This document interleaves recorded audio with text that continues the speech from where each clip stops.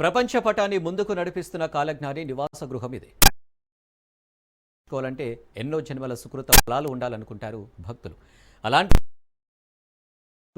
100 జన్మలు సార్థకమైనట్లేనని భక్తుల నమ్మకం. ఆ పవిత్ర స్థలంపై నిర్లక్ష్యం, స్వార్థం రాజ్యమేలుతున్నాయి. ఆధిపత్యం కోసం వారసులు, కాసుల వేటలో పాలకవర్గం ఇన్నాళ్లు పట్టించుకోకపోవడంతో కాలజ్ఞాని నివాస గృహం కూలిపోయింది. పావన గృహానికి తాళాలు పడ్డాయి. ఆ ప్రాంతమంతా బోసిపోయింది. వచ్చిన గృహం తిరిగి కట్టేదెప్పుడు, తాళాలు తెరుచుకునేదెప్పుడు? దీనిపై మరింత సమాచారం మా కడప ప్రతినిధి హుసేన్ అందిస్తారు. సంవత్సరాలకు పూర్వం కాలజ్ఞాని బ్రహ్మంగారు నివాసం ఇది. బ్రహ్మంగారి మఠం కందిమల్లాయపల్లిలో ఉంటున్నటువంటి ఈ ఇంటిలోనే బ్రహ్మంగారు, ఆయన సతీమణి గోవిందమాంబ కలిసి సంసారం చేసినటువంటి ఇల్లు. ఈ ఇంట్లోనే బ్రహ్మంగారి దంపతులకు 5 మంది కుమారులు. అలాంటి పవిత్రమైన ఇల్లు భక్తులకు పవిత్ర స్థానంగా.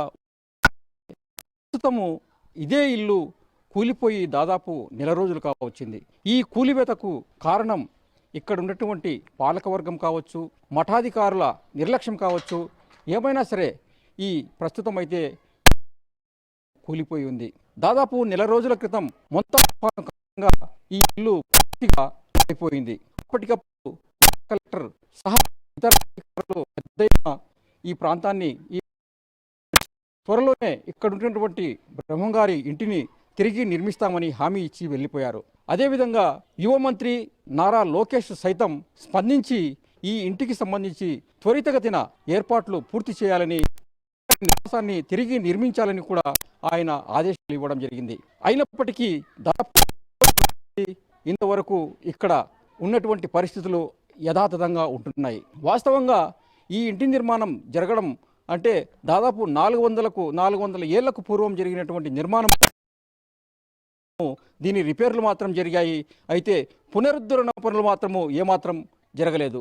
ఇటువంటి పరిస్థితుల్లో బ్రహ్మంగారి కూలిపోయేంత వరకు కూడా ఏ ఒక్కరూ పట్టించుకోక దాన్ని నిర్దాక్షిణ్యంగా వదిలేశారు. ఫలితంగానే బ్రహ్మంగారి ఇల్లు కూలిపోయింది. ప్రస్తుతము ఎక్కడెక్కడి నుంచి అంటే దాదాపుగా 2 తెలుగు రాష్ట్రాలతో పాటు ఇతర రాష్ట్రాలకు ఎత్తున బ్రహ్మంగారి మఠానికి వస్తున్నారు. వచ్చినా కూడా బ్రహ్మంగారి స్వగృహాన్ని కలగడం లేదు. అదేవిధంగా బ్రహ్మంగారిని ఇదే గ్రామస్తులు కొంతమంది అంటరాని వారిగా పరిగణించి అప్పట్లో తాగునీళ్లు కూడా అందించలేనటువంటి పరిస్థితి ఉండేది.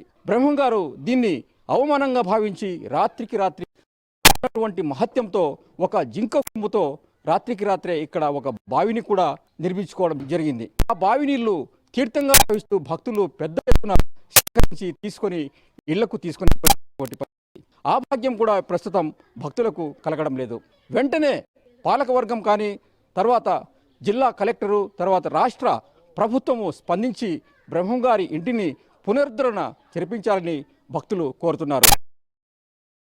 ఈ విధంగా ఉంటే బ్రహ్మంగారి ముద్దుల మనమరాలు అయినటువంటి ఈశ్వరమ్మ ఉండేటువంటి నివాస స్థలము ఈ ప్రస్తుతము ఇలా ఖాళీగా లో ఈశ్వరమ్మకు సంబంధించినటువంటి ఒక ఇల్లు ఉండేది.